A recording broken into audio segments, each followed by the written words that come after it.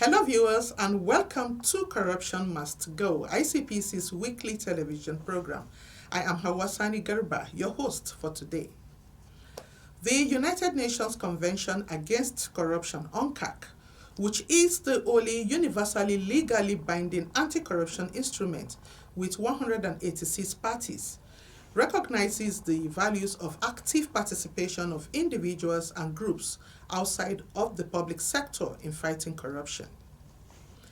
Likewise, Section 39 of the 1999 Constitution of Nigeria, as amended, guarantees the right of citizens to express their views, engage in dialogues through any communication channel.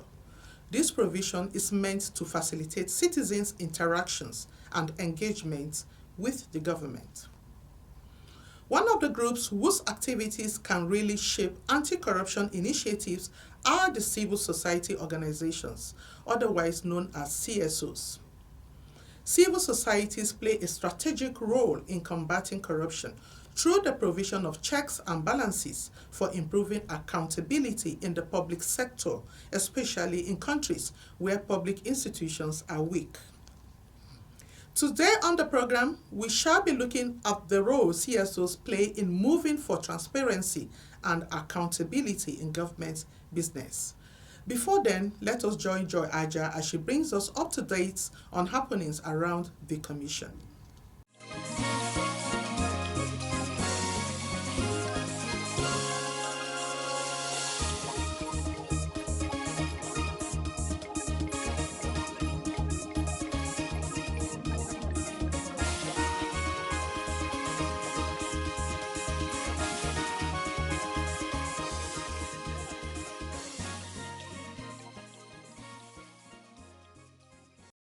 Hello viewers, thank you for staying with us. My name is Joy Aja with Anti-Corruption Stories.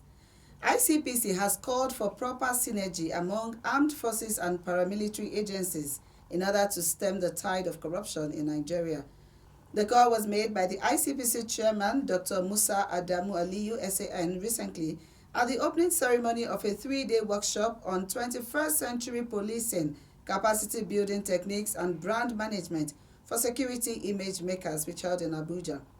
Dr. Aliyu, who spoke through the secretary to the commission, Mr. Clifford Okudiri Okparedu, said the commission was willing to work with other sister agencies in the security sector to prevent corruption through its system study and review, corruption risk assessment, including capacity building through the Anti-Corruption Academy of Nigeria, ACAN.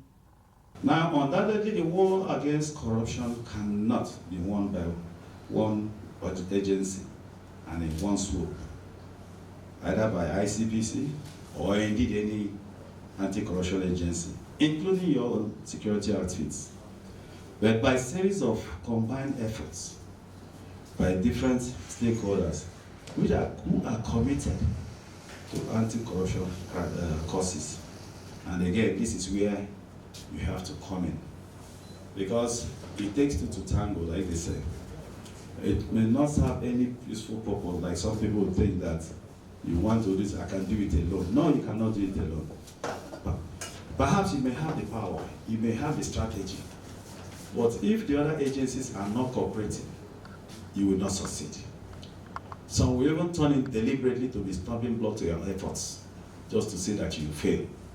However, if you have a cooperative attitude, and there's a collation amongst all, and you work together, share ideas, share views, you see that it becomes easy to achieve that which you have set out to achieve, and of course, more cheaper and in lesser time.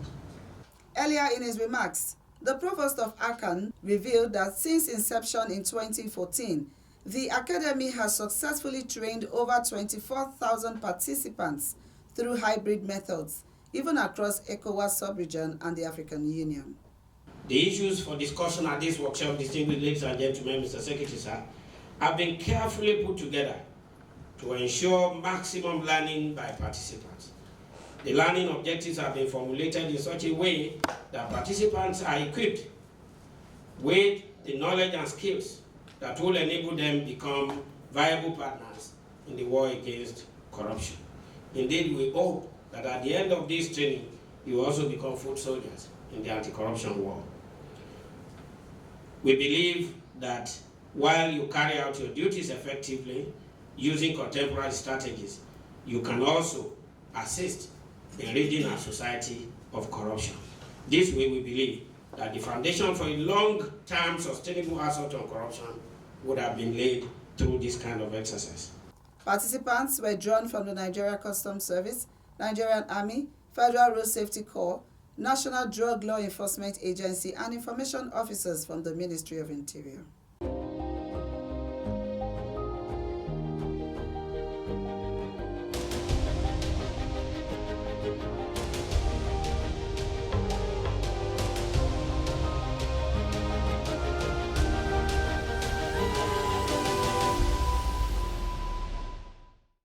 ICPC has affirmed its support and partnership with the Federal Ministry of Arts, Culture and Creative Economy towards building a more vibrant public service. The ICPC chairman, Dr. Musa Adamu Aliyu SAN, who was represented by Mr. John Ode, a deputy director, urged participants to leverage on the power of collaboration and synergy devoid of corruption to build bridges across disciplines and sectors. Earlier in her keynote address, the Honorable Minister of Arts, Culture and Creative Economy, Anatu Musa Musawa, stressed the ministry's readiness and commitment to collaborating with key stakeholders to achieve the goal of the current administration. And that will be all on this segment. Corruption Must Go continues with Hawa. Please stay with us. Fellow Nigerians, do you know that constituency projects are actually your projects? Do you know that constituency projects are funded by the federal government? Do you know that you can track release of constituency project funds for projects located in your constituency and follow up to know how they have been executed? Constituency projects happen because government does not want to leave any community out in development efforts. You have a responsibility to know what constituency project has been planned for your community, how much has been allocated for it, and whether value for money has been delivered. Take ownership of constituency projects located in your community. Protect them because they belong to you. Government knows about your needs and is planning for you. Government needs your help to ensure quality delivery. Know that constituency projects are actually your projects. Protect your constituency project. My constituency, my project. For information on funds allocated to projects in your constituency, call 0800 2255 4272. This message is from the Independent Corrupt Practices and Other Related Offences Commission and the National Orientation Agency. ICPC recognizes that building partnerships and enhancing cooperation with CSOs is critical for the exchange of knowledge, data, and best practices in the fight against corruption.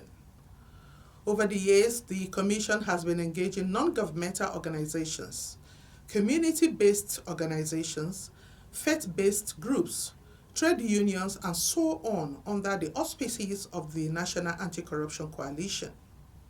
Mr. John Ode, Head of Education Division, and Mrs. Emilia Uba, also of Education Division, tell us more about the successes of these engagements. Let's take a listen.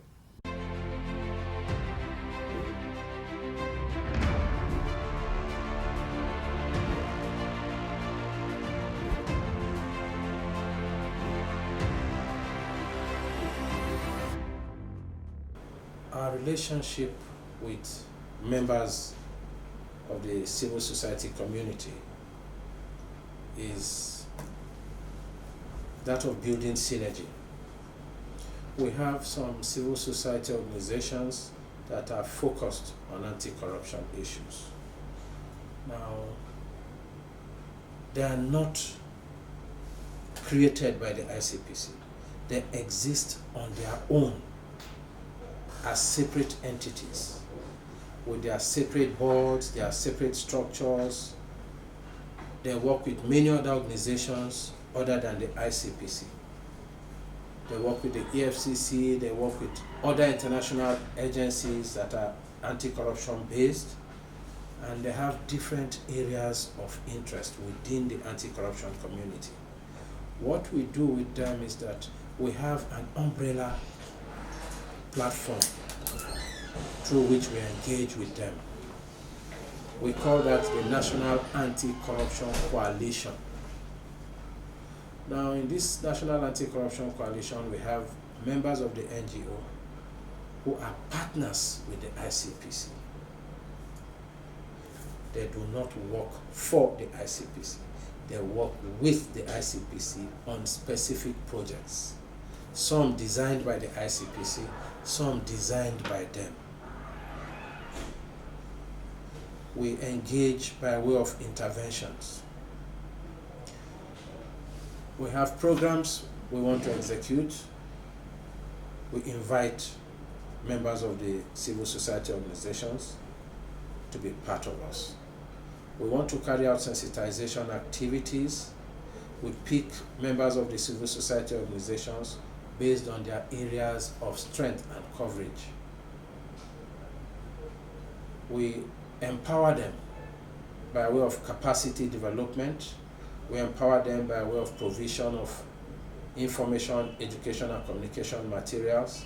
We empower them by way of provision of other logistics, if needed, to go into those areas where the ICPC's capacity for now and reach does not cover. Those interested in working with the commissions, we have a platform that we engage with them. It's called NACC platform, National Anti-Corruption Coalition. They go online, download to our commission, to ICPC website, and download the NACC forms and fill it and submit it to the commission. When it gets to the commission, the education department goes through it, sifts it for information to elicit the authenticity of the information and the relevance of the CSOs' focus on anti-corruption issues. If they meet up this criteria, they will be issued a provisional registration of the NACC. Then after that, the education department will go and vet the CSO by visiting their office location to ascertain if what they wrote there, if the address they wrote there is the right one. Then the staff capacity, there's the number of staff they have. Then they will also check out for the documentary evidence of the activities they've had in the past. They will also look for proposals that they want to carry out for the year that concerns anti-corruption activities. They will also check if they are business-oriented or profit-making organization. They will also check if they are registered with CAC. Then they will also check if they've had activities with other organizations, especially donor agencies. If they have any activities with them. So these are the things we look out for during vetting. When the vetting process is completed, if they meet up the criteria, if that we are looking out for, then we give them the code of conduct to sign. It's an MOU, but it's renamed code of conduct. So when they sign it, they become full members of NACC.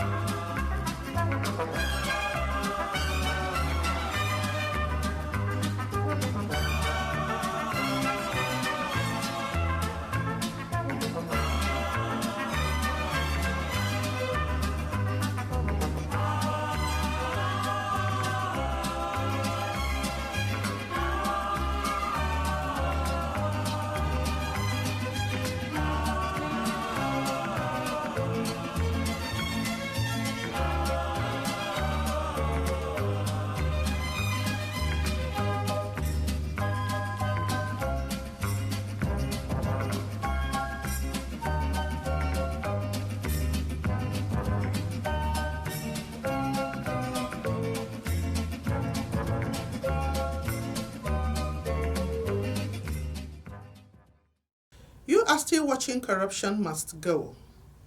Civil society organizations have the capability to impact the anti-corruption landscape by promoting transparency and accountability. First, by how they operate, thereby leading the conversation of conversing for same in government business. We have many CSOs who have established anti-corruption strategies in their pursuit for a better Nigeria.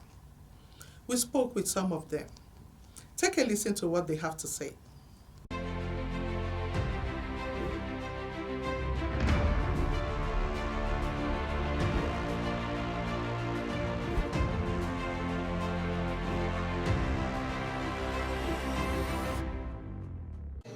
As Nigerians, we all know that as civil society organizations, we're here to support the government in whatever government is trying to do. When I say whatever government is trying to do is the present government is trying to fight corruption. And corruption cannot be a thing that affects one side of the cycle. It affects each and every side, from the government side to the people side to the civil society side and every other person. Because one of the things we want to achieve as civil society organizations is to see economy thrive, is to see the government doing what they are supposed to do, and then at large to see the country move to where we want it to be. So if you look at what we have been doing over time as Connected Development is we have a mandate. Mandate is to support the government in the social accountability, and that's why we have a social accountability movement called Follow the Money. And one of the things we've been doing is government do what is called implementation, monitoring and evaluation. And we support government in doing that monitoring and evaluation, and when we come up with any report, we put the reports to the government to say this is what we have seen as like independent observers, and submit that. And when we see there is some level of lacunas or some level of issues, we put up a petition to the anti-corrupt agencies like ICPC and EFCC and so on. So over time, one of the things we try to do as a mandate is to do that support while we encourage government to listen to people, because we understand that democracy is all about question and answer, demand and supply. So we try to balance that equation or bridging the trust. You know, there have always been lack of trust between government and people, and then between system and beneficiaries of the system. So we try to stand in between and try to make amicable stops. One of the things that has been lacking over the years is the use of behavioral insights. In other words, coming to really understand the motivations of people, coming to understand the social dimensions of corruption, coming to understand what are those influences that go beyond what the law says, what makes people act the way they do, what makes people engage in corrupt practices. Now, research showed us that when you begin to use those kind of methods and principles, or begin to leverage those kind of insights into developing your initiatives, then you can have better outcomes. And I'll give you some practical ways in which we have done that within the Policy Innovation Center. For example, we started out to advance the knowledge of behavioral insight itself for transparency and accountability. Started that back in 2022/2023, where we were able to bring together stakeholders in different government offices, from the Bureau of Public Procurement to the Ministry of Finance to even ICPC, different organizations across board, different ministries, departments, and agencies. I started showing them the possibilities of using or leveraging behavioral insights in carrying out their work, and then in ensuring that ethical practices are advanced. I would say that the CSO enclave, or the what you would call the group of NGOs that do work in this direction, we still have a lot of work to do. There's a lot of research that still needs to be done, and a lot of organizations are doing their bit and doing their best. But I think that there's still a lot of gap when it comes to research, and then leveraging the insights from those research to drive new approaches. I would say, just by ending it, that the fight against corruption is essentially the fight between good and evil. Yeah, and everyone is involved in that fight. Everyone pays for corruption. Everyone pays for the ills that proceed from the effect of corrupt practice. And so it's something that all of us need to put our energy into. Government needs to support CSOs better. CSOs also needs to prove that their work is worth it. They need to do a lot more research. And then ultimately, we all need to be looking at how we can leverage more innovative approaches. Emphasis on the word innovation. More innovative approaches, because conventional approaches will not work. They've proven that, and they will not continue to work in that sense, right? So we need to have a leverage, or a combination, rather, a synergy between those, what you might call conventional, and then new innovative approaches to tackling the work of corruption.